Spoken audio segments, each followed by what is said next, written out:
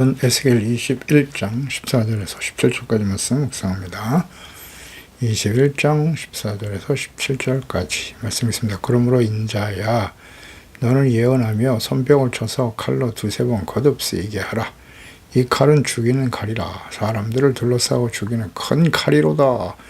내가 그들이 낙담하여 많이 엎드러지게 하려고 그 모든 성문을 향하여 번쩍번쩍하는 칼을 세워 놓았도다. 오호라, 그 칼이 번개 같고 죽이기 위하여 날카로웠도다. 칼아 모이라, 왼쪽을 치라, 대열을 맞추라. 왼쪽을 치라, 향한 대로 가라. 나도 내 손뼉을 치며 내 분노를 다 풀리로다. 나 여호와가 말하였노라. 아멘. 하나님의 분노의 심판에 주목하라.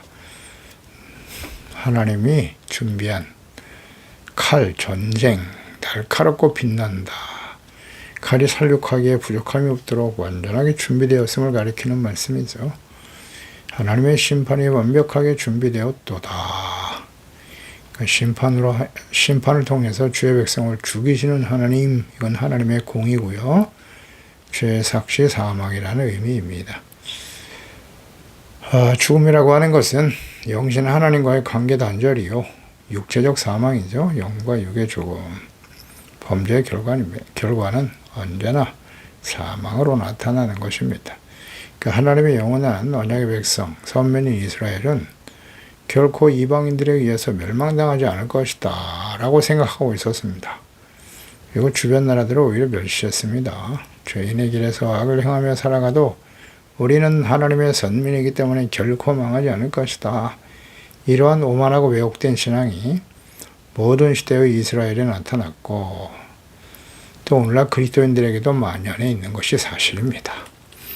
현실이죠.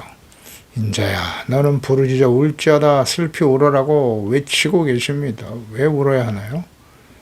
내 백성 이스라엘, 하나님의 자녀 백성들에게 전쟁과 재앙이 임할 것이기 때문이라고 말씀하십니다. 그러나 이러한 태도로 시대를 살아가는 목사와 그리스도인들을 찾아보기는 매우 힘들다. 형식적인 신앙 생활만 하면 안전할 것이라고 여기고 가르치는 목사와 교인들. 이 슬픈 노래 울며 탄식할 때인데 우리 그렇게 살아가지 못하고 있는 것 또한 현실입니다. 14절에 인자야, 너는 예언하며 손뼉을 쳐라. 칼로 두세 번 거듭쓰이게 하라 이런 말씀하시네요. 손뼉을 쳐라. 칼을 휘둘러 예언의 말씀을 전하라. 손뼉을 치라는 것은 우리가 선행절에서도 보았는데요, 주의 백성들이 하나님의 예언의 말씀에 대해서 관심이 없어요. 듣지도 않고, 그래서 하나님의 관심을 유발할 수 있도록 하기 위해서 손뼉을 치라고 하신 것 같아요. 예언의 말씀, 하나님의 말씀에 집중하여 듣도록 하기 위해서인데요. 칼을 두세 번 거듭쓰이게 하라. 칼로 표현된 하나님의 심판이 강력하고 확실하게 임할 것임을 나타내는 말씀이죠. 한 번으로 끝나는 것이 아니다. 계속해서 멸망할 때까지 철저하게 이루어질 것을 말씀하시는 거예요. 이 하나님의 재앙이 한 번, 잠시 일어나는 것이 아닙니다.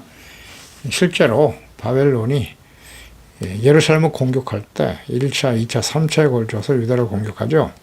그리고 포로로 끌고 가는 일, 이것을 이제 예언하신 것인데요, 실제로 이루어졌죠. 1차 공격과 포로로 끌어간 것이 왕하 24장 1절 이하의 여호야김 시대입니다. 바벨론 왕 느부갓네살이 올라오매 여호야김이 3년간 섬기다가 돌아서 그를 배반했다.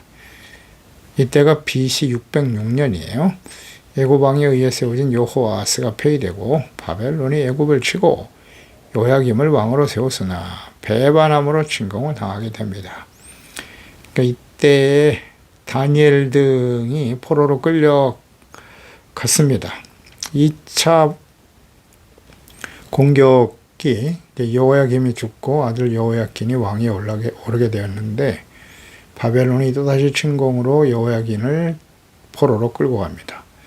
이때가 BC 597년경이에요. 왕하 24장 12절 이하에 보면 유다 왕 여호야긴이 그의 어머니와 신복과 지도자들과 내시들과 함께 바벨론 왕에게 나아가며 왕이 잡았다. 때는 바벨론 왕 8째 해라 그랬고요. 그가 여호와의 성전의 모든 보물, 왕궁 보물을 집어내고 이스라엘 왕 솔로몬이 만든 것, 곧 여호와의 성전 금그릇을 다 파괴했고 여호와의 말씀과 같이 되었다. 말씀하신 대로 이루어졌습니다. 그가 또 예루살렘 모든 백성과 지도자, 모든 용사 10,000명, 용사들을 다 끌고 갔네요. 장인, 대장장이 사로잡아 갔어요. 비천한 자 외에는 그 땅에 남은 자가 없었더라. 쓸모 있는 사람은 다 끌고 간 것입니다. 포로로 끌고 왔어요. 그가 여호야긴을 바벨론으로 사로잡아가고 왕의 어머니, 왕의 아내, 넷이 나라 권세 있는 자 다 사로잡아 갔습니다. 왕과 왕족들, 방백들, 지도자들 다 끌고 왔습니다. 폐허가 되는 거죠. 다시는 나라가 회복될 수 없도록 하는 겁니다. 3차가 언제냐? 유다의 마지막 왕이었던 시드기야 왕 때이죠. 회개하고 하나님께 돌아오기를 거부했죠. 이 상황이 계속 벌어지니까 거짓 선지자들은 2년 안에 다시 회복될 것이다. 우리는 다시 돌아올 거야 라고 거짓을 전하고 있었습니다만 마지막 선지자 예레미야는 결코 다시 돌아오지 못한다. 가면 70년 동안 포로 생활하게 될 것이다. 그러니까 시드기야 왕이 굉장히 혼란스러웠죠. 그래서 진심은 아니었지만 마음이 답답하니까 예레미야에게 찾아오죠. 은밀하게 찾아와서 나에게 진실을 말해 주시오. 내가 하나님의 뜻을 듣고 싶습니다. 자기가 듣고 싶은 말을 예레미야로부터 듣기를 원했겠죠. 그러나 예레미야를 통해서 하나님께서 말씀하십니다. 차라리 항복하시오. 항복하면 왕의 목숨은 건질 수 있을 것이오. 항복하라고. 그런데 그걸 받아들이지 못했죠. 그래서 결국은 끌려갑니다. BC 586년이죠. 시드기야가 보는 앞에서 자녀들을 죽이죠. 그리고 두 눈이 뽑힙니다.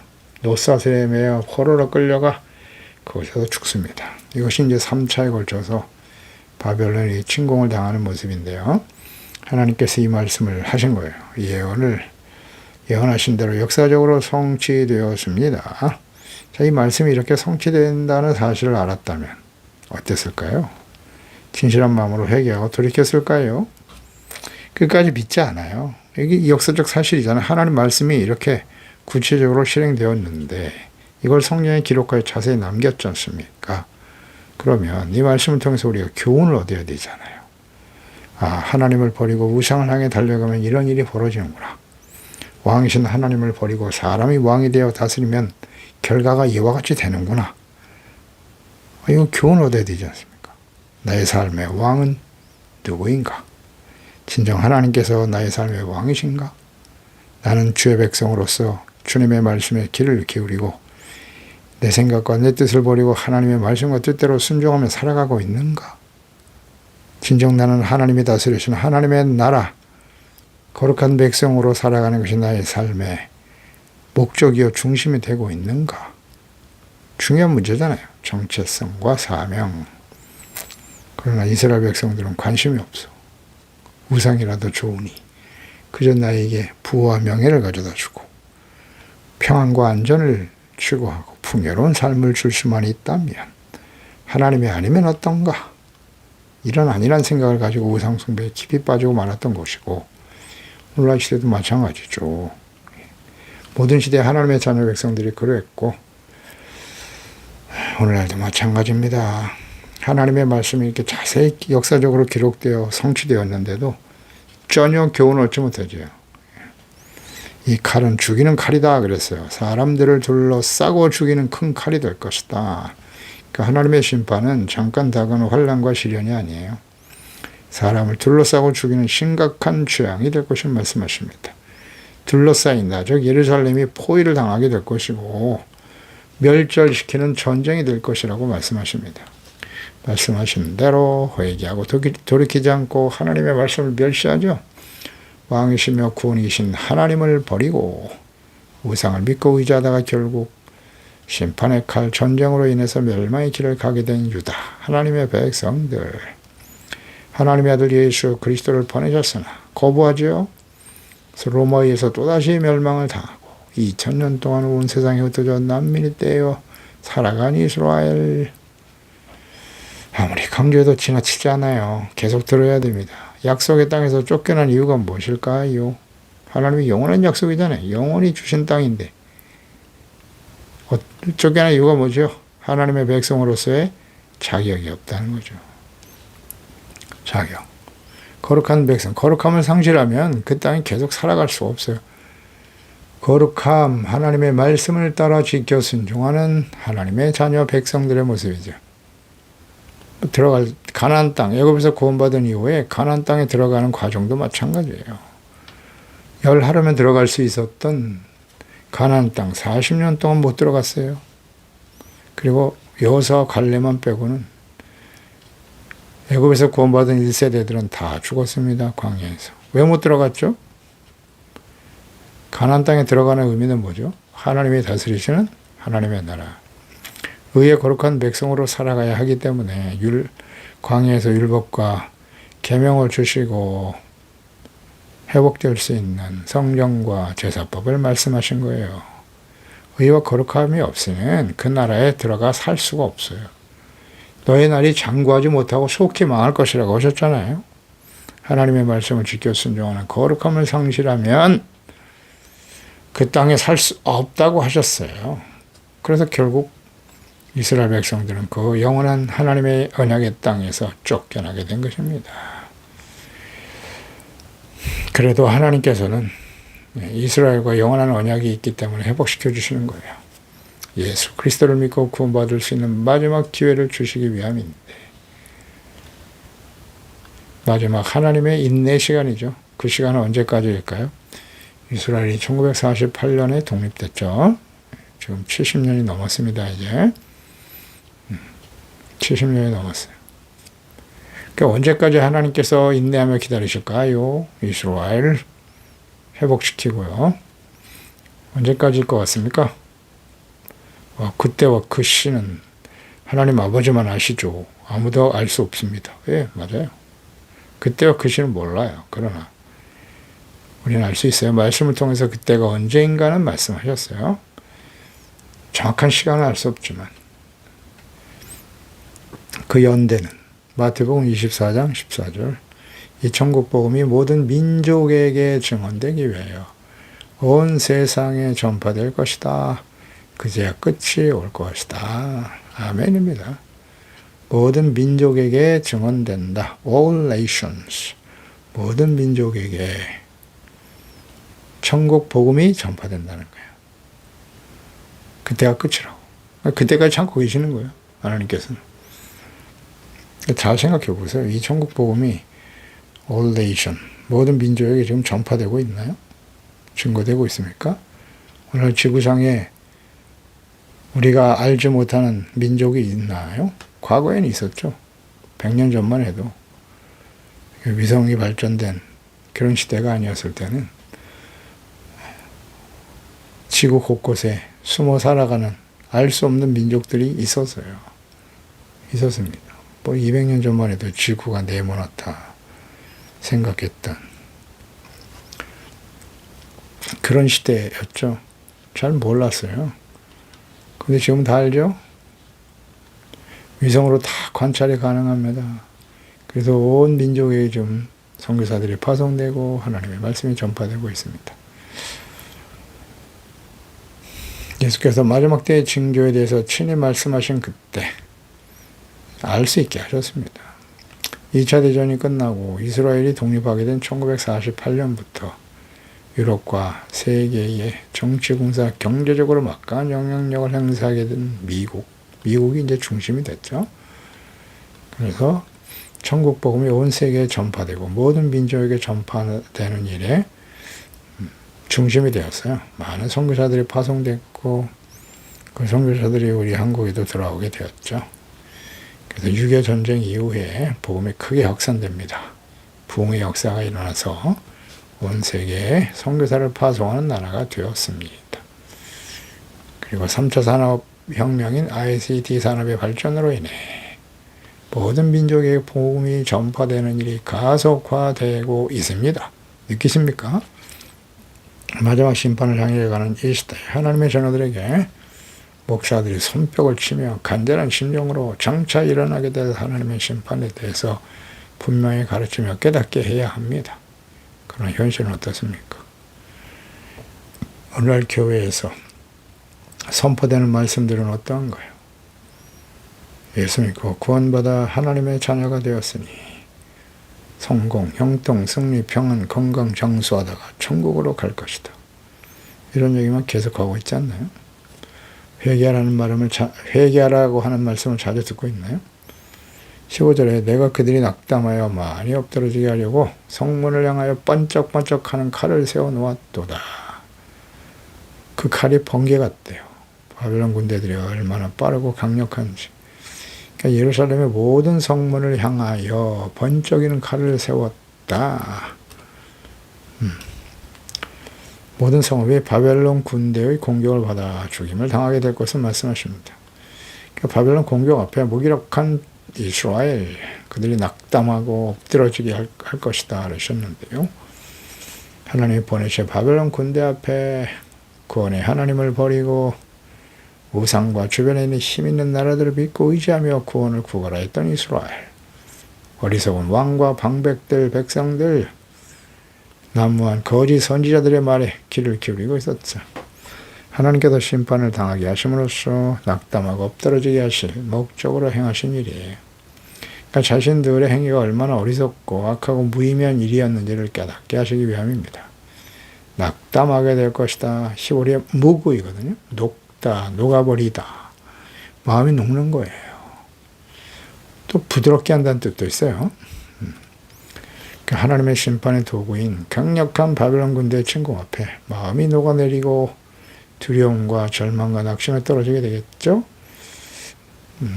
하나님의 심판의 목적은 하나님을 버리고 우상을 믿고 의지하는 일들이 얼마나 허망하고 무익한 일이었는지를 깨닫고 두려움과 절망 속에서 교만하고 완악했던 마음이 녹아지는 거예요. 완악한 마음이 녹아지고 부드러워질 수 있도록 하시기 위해서 겸손하게 하나님을 믿고 의지하는 자가 되도록 하시기 위해서 하나님께서는 이런 재앙과 징계와 시련을 당하게 하시는 겁니다. 하나님의 뜻과 목적이 아주 분명합니다. 두려움과 절망, 낙심하게 되는 환난과 시련을 만나고 계십니까? 경험하셨나요? 지금 혹시 그 환난과 시련의 시간을 지나고 계십니까? 그럼 먼저 하나님 앞에서 자신의 영적 상태를 점검해야 합니다. 이스라엘 백성들과 같이 하나님과 말씀을 무시하거나 무관심하고 하나님 앞에서 자신의 능력이나 돈과 재물을 주인으로 섬기며 종노릇하며 죄와 불의한 길을 가고 있지는 않습니까? 그리고 회개하라는 책망의 말씀을 듣기 싫어하며 거짓 축복과 형통의 말에만 귀를 기울이고 있지는 않나요? 하나님의 뜻을 깨닫고 말씀 묵상하고 회개하고 돌이켜 용서받고 이를 회복해야 합니다. 정체성과 사명을 회복하는 일에 힘써야 합니다. 돌이키지 않으면 날카로워 번쩍이는 강력한 심판의 칼을 계속해서 보내실 것입니다. 16절에 칼아 모여라 오른쪽을 쳐라 대열을 맞춰라 왼쪽을 향한 대로 가라 심판의 도구인 바벨론 군대에게 하나님께서 명령하시는 말씀이네요.